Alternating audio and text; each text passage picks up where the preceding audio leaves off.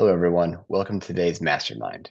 Today, we're going to be talking about nutrition basics and the anti-inflammatory eating guide.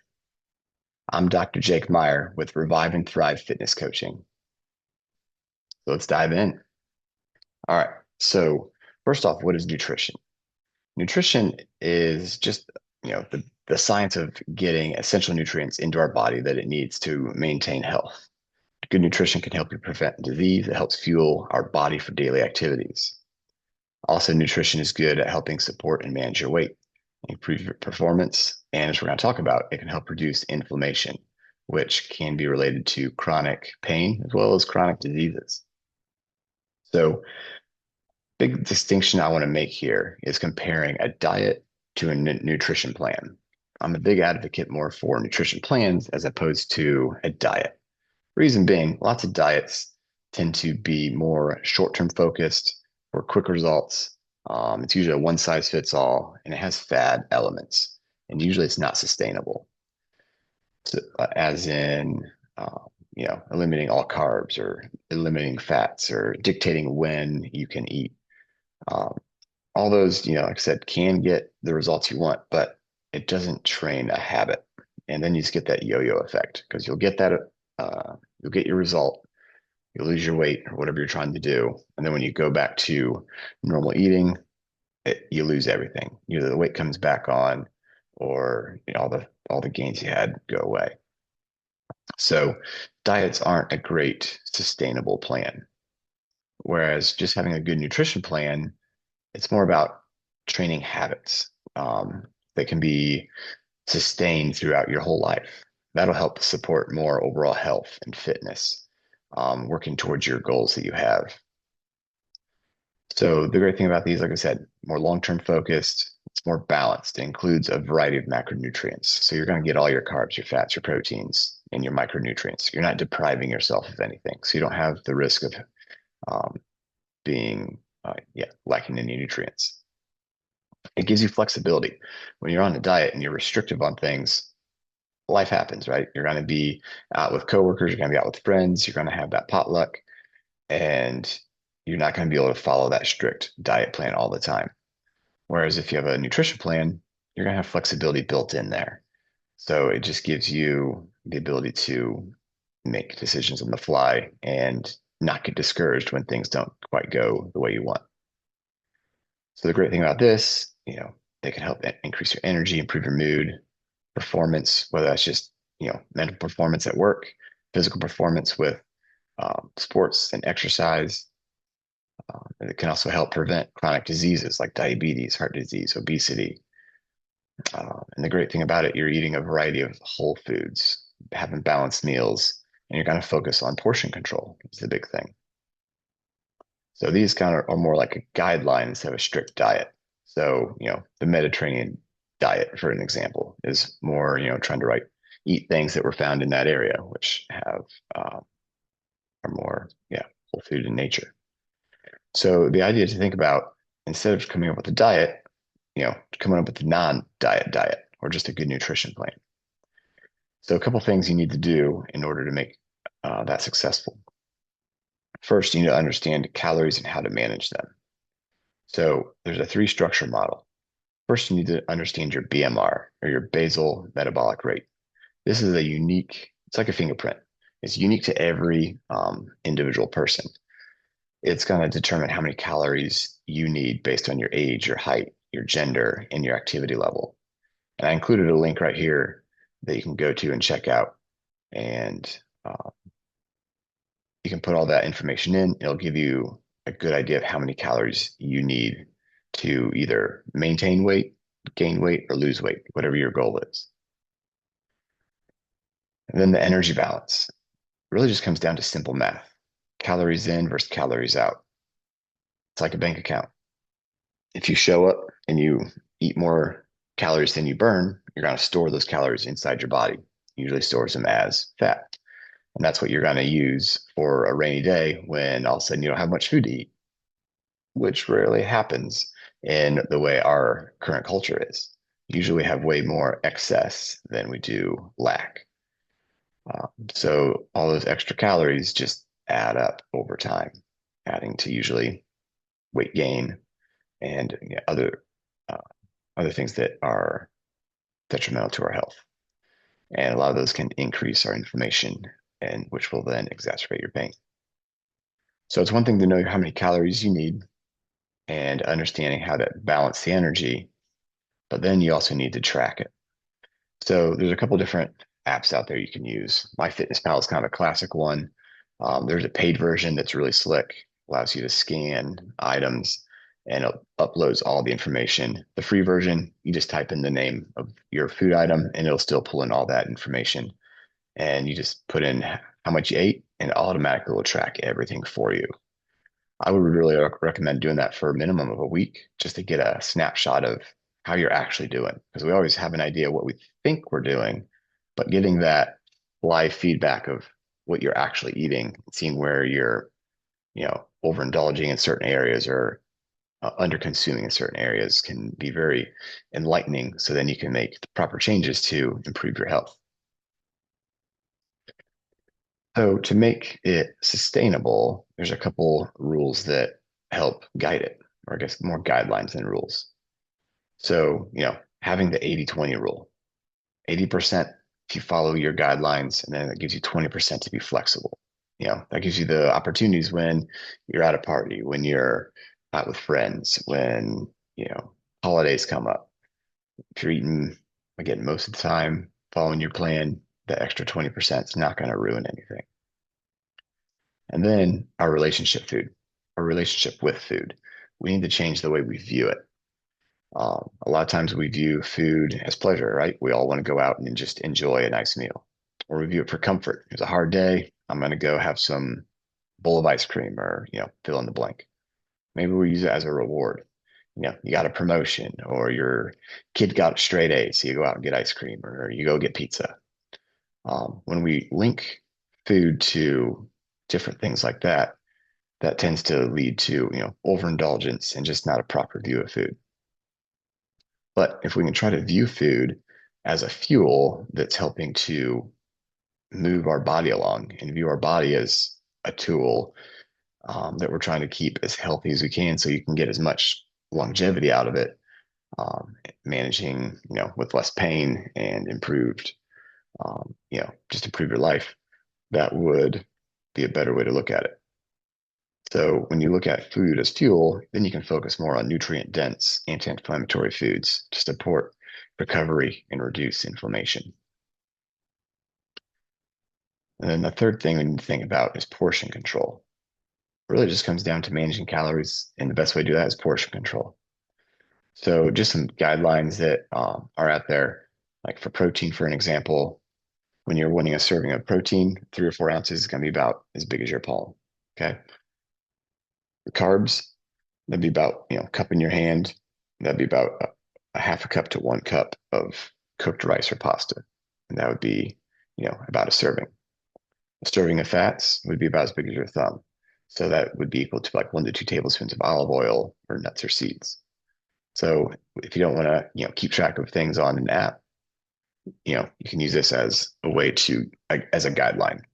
But I would encourage you to do the two together. So then, because it's really hard to keep track of things in that app and not fall behind. So once you get, do that for a week, maybe a month, and practice, weighing things out, seeing how it compares to your palm, and then you can just do it on the fly and you can have a good idea how you're truly doing.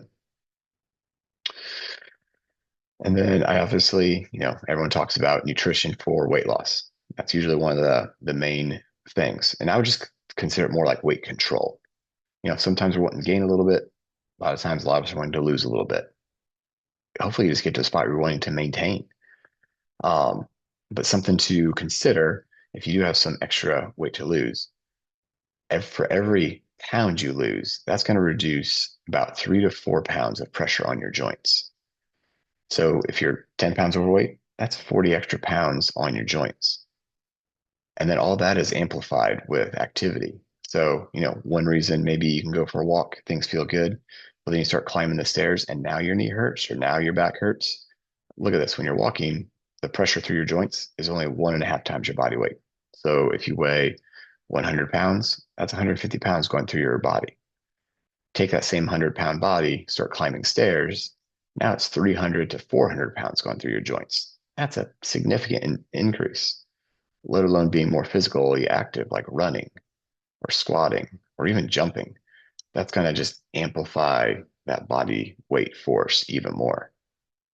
So, not putting those numbers out there to scare you, because that's when you think about it, like running, if you're a 100-pound person, you're running, you could have 800 pounds of force going through your joints. One, it just shows how amazing our bodies are, how resilient they are, and how much force they can take. Our bodies are not fragile, and they respond to stress and strain, and they're very adaptable and trainable.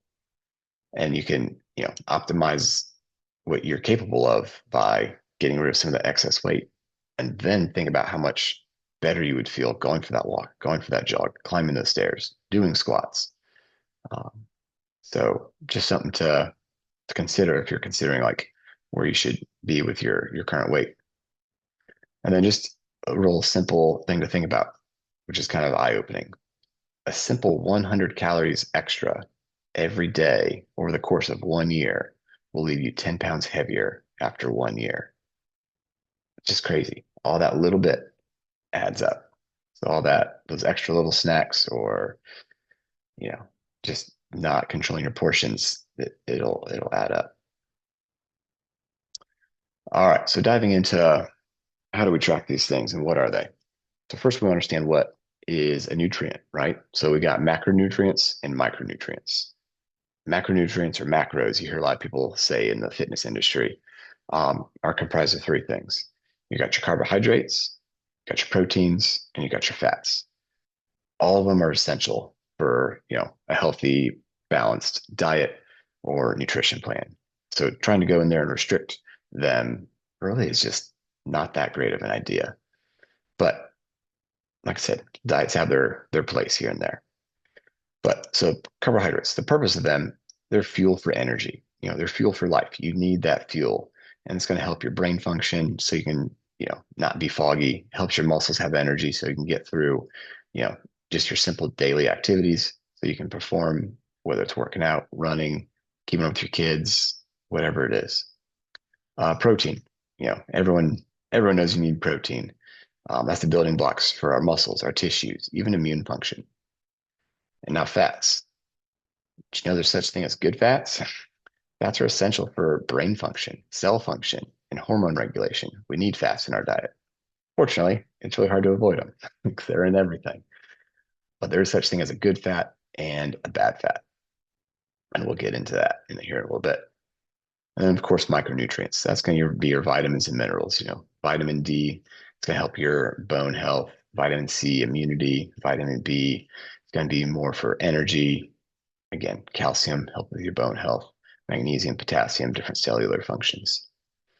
And then putting it all together, water, hydration. Our bodies are comprised a lot of water. The earth is comprised a lot of water. There's water all around us. We need water to just help our bodies to function optimally. And we'll dive into that in the next mastermind. All right, so how to determine the right nutrient distribution. So this, you could do a super deep dive on, proper ratios and how many macros you should do and things like that. A lot of it's going to be dependent on your goals and what you're trying to do. Whether you're just trying to, get more energy, get more muscle, lose weight, gain weight, whatever or just maintain. So, doing something like that, different calculators can help with that. MyFitnessPal and different websites like that can help, where you kind of plug in your goals, what you're trying to do, and it'll kind of automatically adjust that. And they're pretty accurate. So that'd be a good spot to start. So looking at this, but just in general rule of thumb, protein would need to be about 25% of your total calories. Carbs, about 50% of your total calories. And then fats, somewhere between 20 and 25% of your total calories. So not all calories from these groups are created equal. So if you take 1 gram of each of these, 1 gram of protein, 1 gram of carbohydrates, 1 gram of fat, and break them down to see how many calories there are, you can see that proteins and carbohydrates have 4 calories per gram, whereas fats have 9 calories. And all a calorie is, I feel like they kind of have a bad connotation. All a calorie is a measurement of energy. It's a measurement of how much this food or this food product has, how much energy in there that your body would need to burn off. So fats are, you know, really good because it's very nutrient dense, where there's lots of energy in there. Unfortunately, we also pack a lot of that onto our bodies. Um, so again, not a bad thing, but just something to be aware of. So what that might look like if you just kind of do your, basic 2000 calorie um, diet example that are on a lot of, nutrition guides. If that was what your BMR ends up being, let's say your protein intake you want to do is 30%, that'd be about 150 grams a day, and about 600 calories would be coming from protein. Carbs, we've got 50% or 250 grams or about 1,000 calories, which makes sense. That's half of 2,000. And then fats, let's say you're trying to get 20%.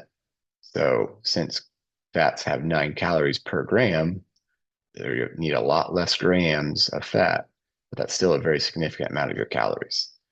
So just something to be aware of when you're deciding, which foods to eat. So I included some examples of each macro category. So everything in here, there's lots of healthy food out there. Okay. And these are all more on the anti-inflammatory bend. So like I said, there's still good ones out there you can eat. These will just be a little bit more helping decrease that inflammation in our body, help control your pain. So proteins, like we talked about, they're going to be there to help repair your muscles and things like that. So examples are going to be turkey and chicken. It's all thing I want you to see is all these foods are recognizable. None of them are crazy. So this is very doable for anybody. It's going to take maybe just a little bit of tweaking and some intentionality. So like I said, so chicken and turkey. Fish, right? So you got some salmon, you got trout in here, sardines. Personally, never had sardines, but apparently they can be good in the anti-inflammatory side. Eggs, they can be anti-inflammatory as well. Chickpeas, beans, you got almonds, walnuts, chia seeds, tofu, and some different low-fat dairy or alternative options can help get you some protein. That'll also be low in the inflammatory. So anti-inflammatory carbohydrates.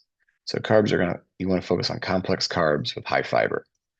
That'll help stabilize your blood sugar throughout the day, also helping reduce your inflammation. So examples of like whole grains, you got oats, farro, brown rice, quinoa. All good options maybe to replace some different pastas and things. Sweet potatoes, legumes. That's going to be like your black beans and chickpeas. Make some good hummus out of it. You got berries, blueberries, strawberries, blackberries. All those are great at helping decrease inflammation as well. Citrus fruits, oranges, lemons, grapefruits. I mean, look, like these are all things that are right there in every store in the produce area. It's not hard to find any of this stuff. Leafy greens, kale, spinach, Swiss chard. Then you got our vegetables, broccoli, cauliflower, Brussels sprouts. When you do the Brussels sprouts that are really good when they're doused in oil, I'm not sure that's still as good. But if it's olive oil, maybe it's still good for you. Um, then other options, for snacking, popcorn would be good. Having the whole corn. And then we got more fruit, apples, pears, cherries. Having the whole fruit, that's, gonna have a lot of fiber in there and help decrease that inflammation in our bodies. All right, so now the fat macros. So like we said, fats help reduce your inflammation. They're good for cellular health as well as hormone balance. So, exchange your corn oils and canola oils for extra virgin olive oil, coconut oil. Avocados are going to be a good source of fat. Again, fatty fish. There's overlap in all these, right? Fatty fish is also up in protein. So you're going to get, obviously, each category, each food has more than just one macro in it. They're going to have various macros in each food you would consume. Seeds and nuts are in there again. Even dark chocolate. So see, you can have some candy. And then seaweed. Saw that when I was looking things up. Thought I'd put it in just for fun. If you ever try seaweed and it's good, let me know. I've not had the pleasure of trying that yet. Anti-inflammatory herbs and spices. You got things like turmeric, ginger, garlic, cinnamon. Again, all things that are generally on our shelves. Uh, Now, here's what you should try to avoid. Okay. And these things, I feel like we all know it, but it's so hard to avoid them because they're just everywhere. You know, they're at every potluck, they're at every restaurant. Everyone's these are always very, very readily available. So you got refined sugars, sweets. So it's gonna be your candy, soda, baked goods, sweetened cereals, right? So sometimes for breakfast, we sure you had cereal, but when you have cinnamon toast crunch with all that sugar, it's probably not that great, even though maybe there's some whole grains in there. That sugar is kind of counterbalancing all that benefit. Processed meats, bacon, I know, sad. Bacon, sausage, hot dogs, deli meats. A lot of those have a lot of different preservatives added to them, which just irritate the insides of our body, causing inflammation, which can increase pain, as well as chronic diseases. Trans fats. It's going to be in your margarines, in your fried foods, packaged snacks, things like that. So trying to limit those and just watch how much of that you're getting. Refined carbohydrates. So things like white bread, white pastas, white rice. I got some exchange ideas down here of how we can exchange some of these. Dairy products. So this will be more definitely for people that have sensitivity to dairy. But yeah, your milk and cheese and yogurt, those can be a little inflammatory for some people. And then alcohol, especially in excess. A little bit here and there. Some people say it's good for you, but it can also act like a toxin to our body when your body's trying to get it back out of your bloodstream. So trying to really limit your alcohol intake if you're really struggling with pain and trying to get a handle on it. That'd be something to, abstain from for a while. So, all good, right? We got all these food ideas. We see what we should be eating. We see what we shouldn't be eating. Easier said than done. But how do we make this practical? I think everything should have some real practical steps to it. So included some food swaps in here. So, we got your white bread, white rice, white pasta. Exchange it for whole grain bread, brown rice or quinoa, whole wheat pasta, or even zucchini noodles. Swap out different sugary beverages for healthier drinks. So instead of soda, do water with lemon, maybe some tea, sparkling water, so you can still get that, the bite from the carbonation, but without all the extra sugar, which is just empty calories that you're just packing on and leading to a very unhealthy lifestyle. Instead of sweetened teas, do unsweetened teas or green teas. Instead of fruit juice, do some water with, mint, berries, cucumber, lemon, something like that to get that same flavor, but without all the extra sugars. Swapping fried foods, right? Anytime we go out to eat, just about everything is fried because it cooks so much quicker that way.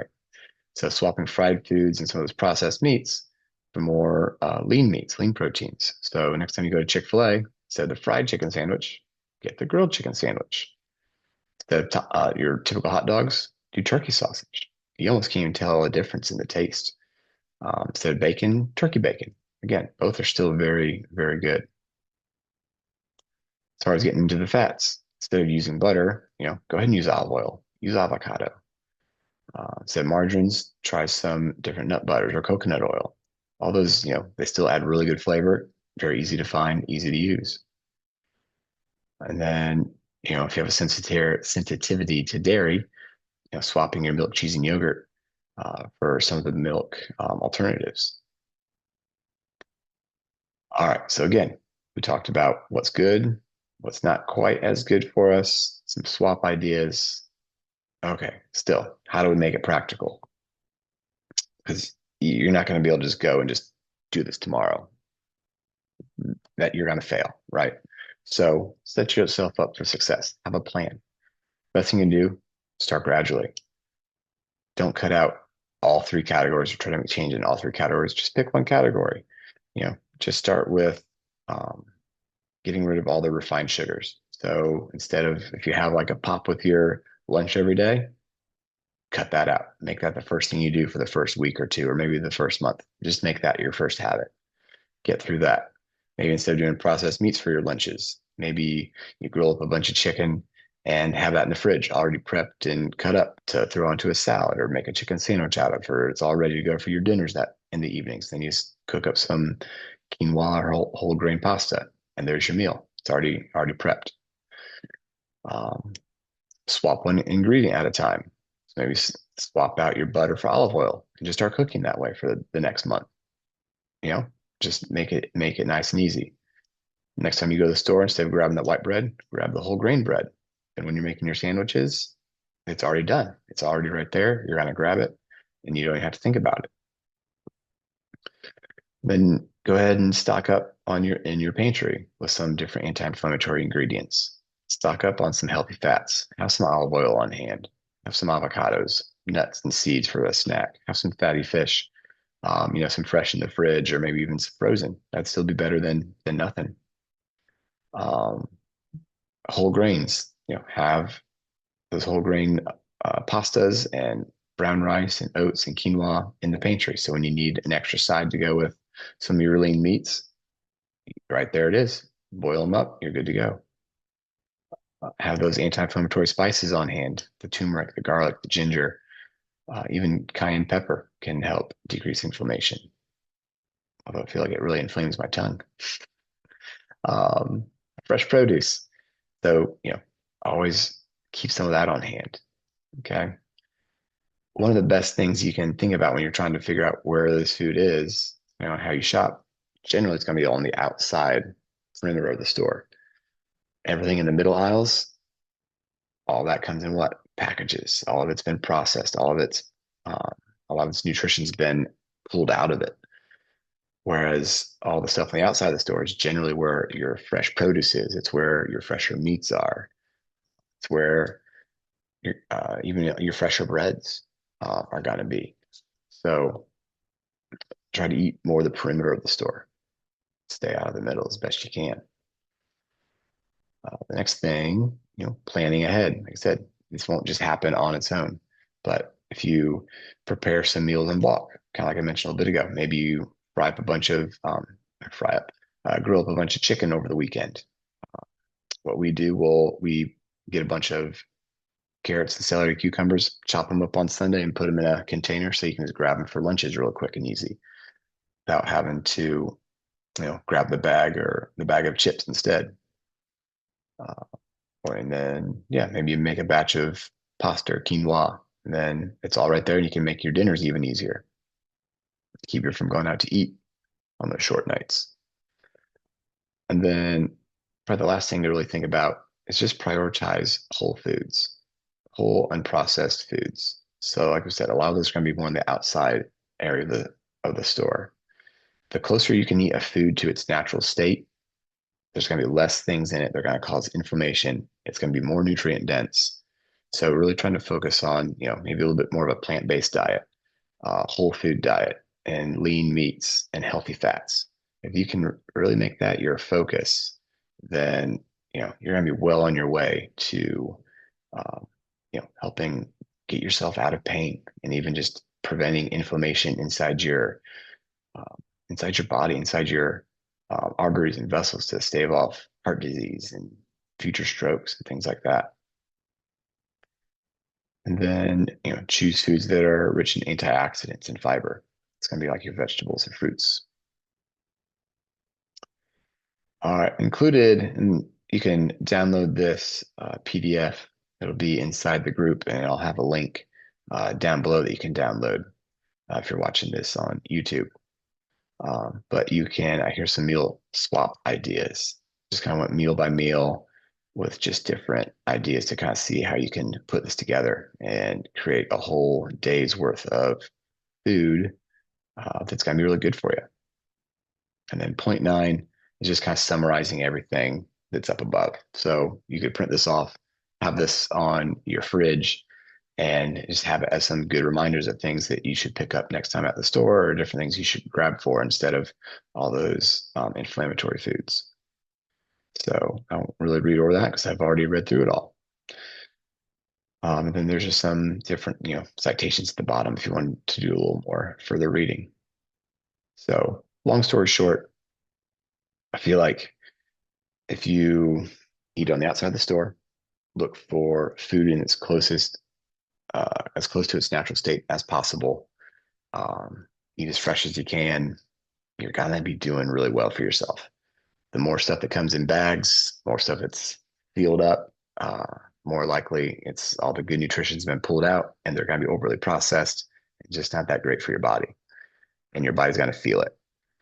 So hopefully this was helpful.